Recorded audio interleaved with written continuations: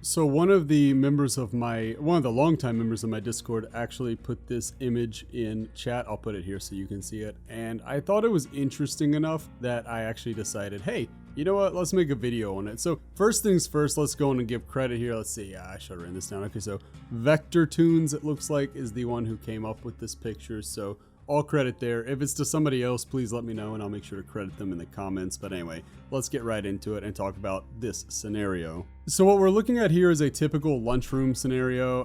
What you have is everybody sitting at either table 1, 2, 3. It goes all the way through 13. And then obviously you have Ghostface and the shape Michael Myers over in the corner. You have Bubba and Bubba working the lunch table. Don't know how that happened. I guess he split in two somewhere along the way. He asexually reproduced, right?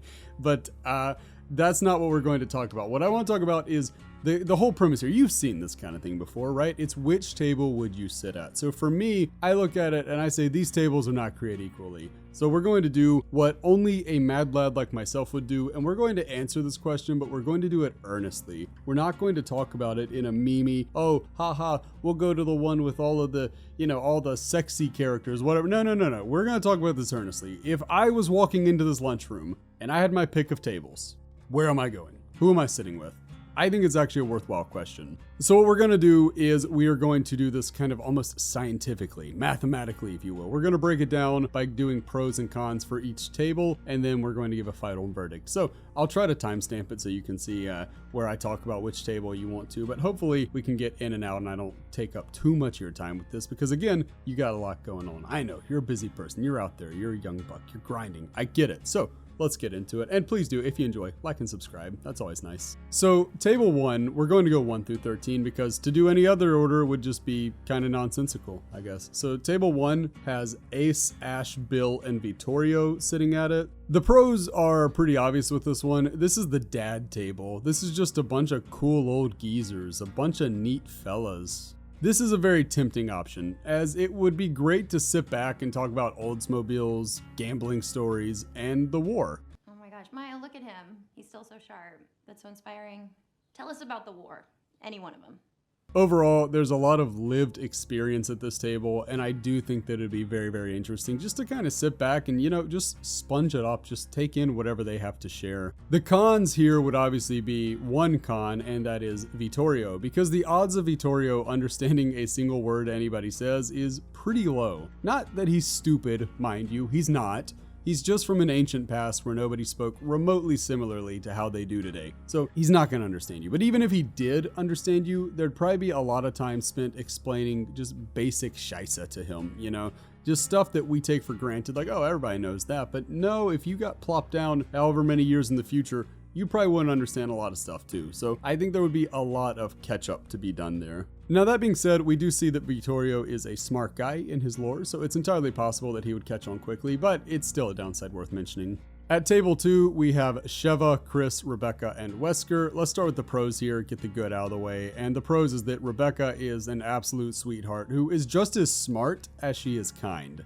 There are literally countless topics you could broach with her and never grow dull. It would never get old talking with Rebecca. And for that matter, Sheva seems wonderful also, though admittedly we do know far less about her character as she was only a side character in one game. I'd like to see her in future Resi games, but again, we just don't know that much about Sheva at the current moment, but I know enough to say that yeah, I think she'd be fun to talk to.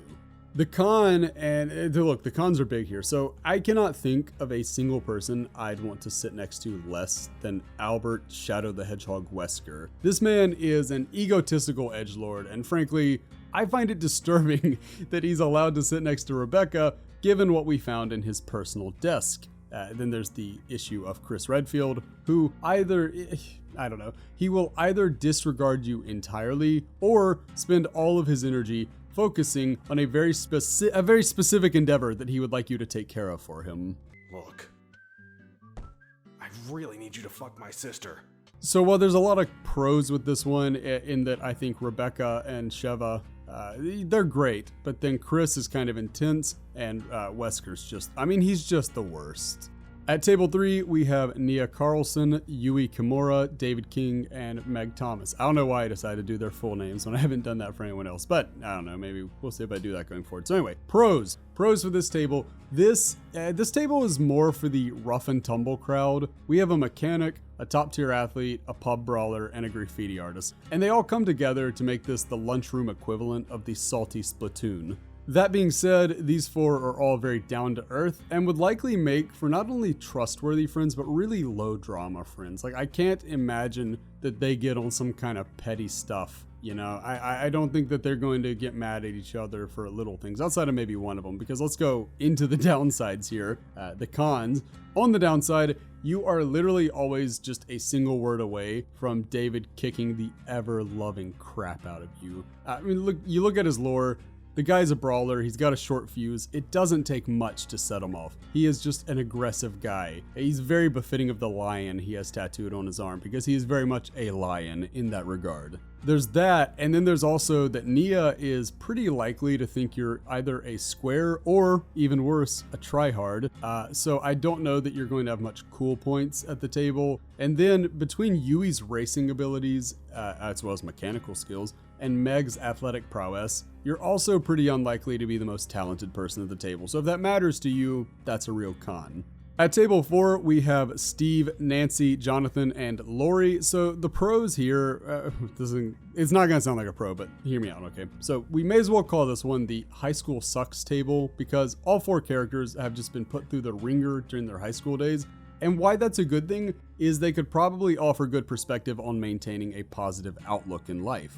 They've all been through it, and they're all still continuing onward. They're all still saying yes to life, much like Viktor Frankl in that book, which I highly recommend reading if you haven't read it. There's also the benefit that Steve and Lori are both just marvelous, and I'd be hyped to meet either of them. I think they're both really cool characters that would be a lot of fun to talk to. Nancy and Jonathan may be more of an acquired taste, but they do certainly have their fans. And if it's season 1 Jonathan, which I guess it's not, but if it is season 1 Jonathan, I thought that's when he was at his most likable. I really liked him in that season. Maybe not as much the rest of the seasons, but both he and Nancy. Nancy, you know, she's all right the whole way through. I mean, more than anything, I think I'm letting it color the fact that I think Nancy's and Dead by Daylight are such demons. I can't hold that against the actual character though. But yeah, Jonathan's all right too. So I think people would like this table, generally speaking. As far as cons go, remember all that trauma that these characters went through? Yeah, that's definitely going to have some gnarly long-term effects. Don't be surprised if they have days where collectively they just aren't feeling like themselves, which, by the way, is totally okay and understandable. It's just when you're trying to pick which table you want to go sit at, that doesn't sound super fun for the time being. On a lighter note, there's also the issue of Steve, Nancy, Jonathan, and their whole love triangle they have going on. That thing is a time bomb set to blow, and I don't want to be anywhere near it when it goes off. Remember, class, despite what a lot of people like to say, 99% of people cannot stay close friends with a former lover. It's just brutal, so I think that table is going to sour and splinter before too long, so I just can't recommend it. At table 5, we have Lisa, Sybil, James, and Cheryl. So let's start with the cons here. I've been going pros, cons. Let's start with the cons here. So geez, I thought the last table was dealing with a lot of baggage, but okay, so obviously the Silent Hill table seems like literally the most depressing place on planet Earth. The physical and psychological torment that these people have been through is astonishing. And honestly, I just want to hug them all. They've been through a lot, and if they're kind of downers, can you blame them? But on the bright side, going over to the pros here, these people are probably ecstatic to be anywhere other than Silent Hill, and may actually prove surprisingly cheery. I don't know. I mean, it's possible that they have just this awesome outlook on life where, you know, any kind of inconvenience, like, can you believe it? Chef Bubba made some bad chili today, which is probably bad every day, but you know, that's another issue for another time. You know, they'd probably be like, no. This is not a problem. I'll tell you about problems.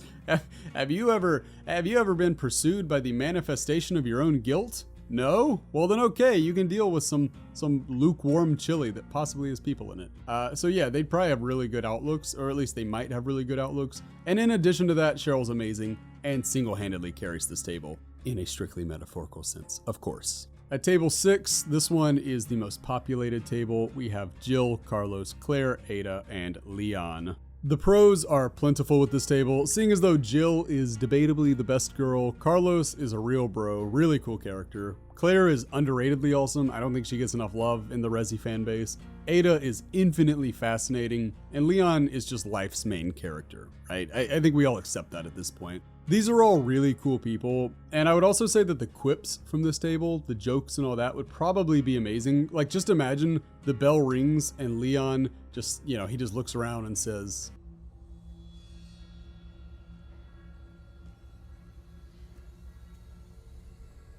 "Where's everyone going? Bingo?" overall, this is one of the better tables, and there's a lot to like here. But there are cons, as always. The issue with this table is that the vibes could get real weird real fast. Claire is very obviously into Leon, which aren't we all? But Leon is very obviously into Ada, who either strings him along because she fears commitment or because she likes messing with him, or of course, some combination of the two. It could be that. I have no doubt that Jill and Carlos would be constantly amazing to be around, but the other side of the table concerns me greatly. It's probably worth taking the risk and sitting here anyway, but the situation is worth monitoring closely. Oh, and there is also the issue that Chris will be staring from table 2 the whole time, so if that bothers you, do keep that in mind. At table 7, we have Quentin, Jake, and Feng, and the cons here, we're going to start with the cons, yes. Yes, the table where 2 of its inhabitants almost definitely don't bathe regularly, those being the gamer gremlin and the granola outdoorsman.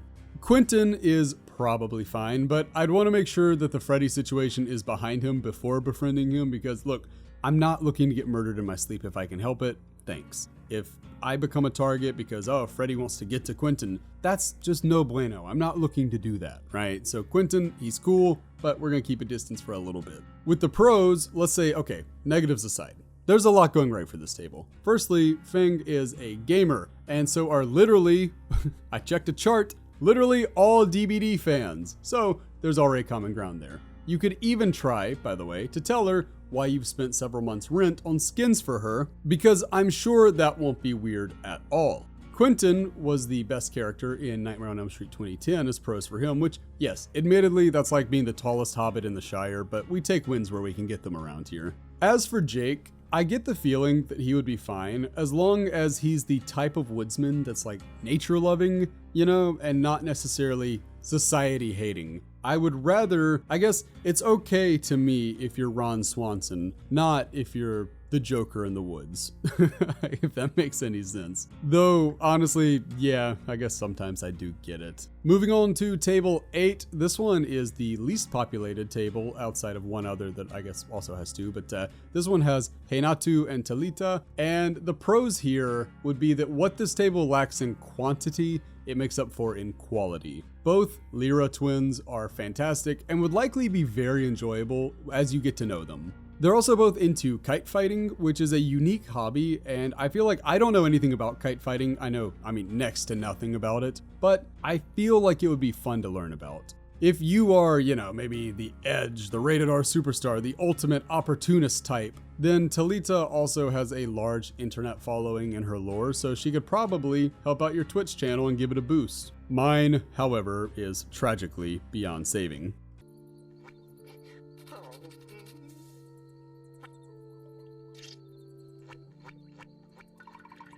Here lies Squidward's hopes and dreams. What a baby. In short, these two are inseparably close, and if they let you into their inner circle, you've got friends for life. You've got more than friends, you've got family at that point. The only real downside here is that you will always be the third member of the group. Twins tend to have a very special bond, and no matter how close you get to them, you'll never be part of the family. You'll never be one of the twins. You know, you may be Roman Reigns, you may be Solo Sikoa. Yeah, you know, to put it another way, you may be an Uso, but you'll never be an Uso, right? So that's kind of one of those things where there will always be inside jokes and knowing glances that you just aren't privy to, and that may wear a person down over time. At table 9, we have Claudette, Gabriel, Hattie, and Michaela. So firstly, let me say, this table brings a tear of joy to my eye. Claudette's lore says that she used to sit alone at lunch, so to see her flanked by good friends, It's enough to make a grown man cry, but not this man. Get back in there, Tia. Cheering for the best girl aside, this table has plenty of other things to like. Talking to Gabriel, who is both from another planet and a freaking clone, would be fascinating beyond what words can express. As for Hattie and Michaela, these are two ladies who have not only sought the other side, but found it. The discussions that could be had there, my goodness, you'd never run out of things to talk about. But there are cons. As much as I love this table, there are absolutely some issues. Firstly, expect Claudette to ask at least 50,000 questions about the plant life on Devarka on a daily basis, and in turn, expect Gabriel to be a little behind on Earth's expected etiquette, though I do project him to be a swift learner. Regarding the paranormal investigator and the literal witch, I would just advise them and any interested in their escapades to tread lightly. While it's fascinating to investigate the other side, I think we all need to remember the lesson from Pet Sematary, which was so just wonderfully encapsulated by Ice 9 Kills. Proceed with caution, is all I'm saying. At table 10, we have Trickster and Yunjin Lee, so hey, let's start with the cons here. What a miserable table to be a part of. One of them will kill you with the dagger she shoots you with her eyes, and the other will kill you with his hands. Like, literally kill you with his bare hands. Yunjin is cold, calculated, cruel, and yet somehow she's still the humane and reasonable one here. Trickster is just K-pop Patrick Bateman, and he cannot be trusted at all. I'm going to give the same advice regarding Ji-woon that I do to all who felt they could have fixed people like Bundy, Dahmer, or any other embodiment of evil. You can't save him, but you can absolutely get yourself killed by associating with him. Best case with Trickster is that you become something like his Harley Quinn. But I want to note that when I say that, you would be the OG Harley Quinn, the abused and neglected one, not the modern girl boss one. Take heed and steer clear of this table, because if this were a medieval map, it would tell you there be dragons here. But let's say you've ignored all of my awesome advice and still chose to join this table. So, beyond your inevitable funeral, what's next? Let's talk pros. Well, I suppose you can expect lots of talk about the music industry and possibly the duo's homeland of South Korea, which, credit where it's due, is an inherently interesting place. Don't do like some members of my Discord, however, and fool yourself into thinking you're getting Korean food at this table, however, as at this cafeteria, the only thing on the menu is Bubba's chili. Weirdly enough, I think that probably excites Trickster. Again, just do yourself a favor, ignore table 10. Do not make eye contact, keep walking. At table 11, we have Dwight, Kate, Jonah, and Jeff. Okay, so, pros here. After the last table, this one is a real palate cleanser. Jeff is a doughy, gentle giant with an affinity for rescue dogs, heavy metal, and painting. He's awesome. I mean, what could be better? Kate is a country music star with a heart of gold, which means that she's not only a kind and loving person, but also that she probably appreciates George Strait, Johnny Cash, and Waylon Jennings, which is based as hell. Dwight's great too, and I feel like his personality will only continue to become more outwardly pleasant as our resident wallflower grows more and more comfortable with the group around him. Jonah is the real con here, he's the real disappointment here, as this is a guy with tons of blood on his hands, and he knows it. He's rightfully haunted by the mistakes of the past, and probably goes to dark places pretty frequently. I can't imagine he's an exceptionally happy person, and he definitely brings this table down a notch.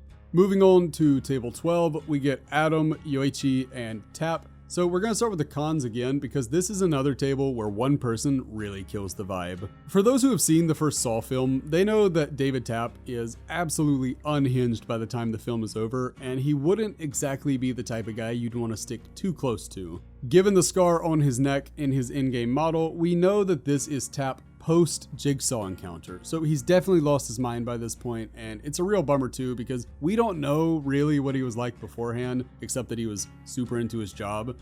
He may have been a good guy, but at this point, he's actually about as crazy as any of the killers. Thankfully, we have pros here in that there are 2 really cool people to counteract one absolutely psychopathic person. Adam is not only wildly intelligent, but he's also world traveled and likely has all kinds of crazy stories to tell. In fact, he and Yoichi would very likely reminisce from time to time about Japan and how much they enjoyed their time in the land of the rising sun. If Japanese culture is your thing, this might be the table for you. Also, because I am contractually obligated to mention it on a per video basis, Yoichi has a fantastic fisherman sweater and I really want it. And now for the last of the tables. This one is table 13, lucky number 13. This is Jane, Felix, Zarina, and Elodie. The good thing about this table is that its inhabitants have talent in droves and would likely make for interesting people to get to know. Jane made it in the cutthroat television industry, Felix is a wunderkind inventor, and Zarina and Elodie could both be described as just undeniable, unstoppable. The world has plenty of talkers, but this table has 4 doers. They get stuff done, so if you need motivation, this is likely the table for you.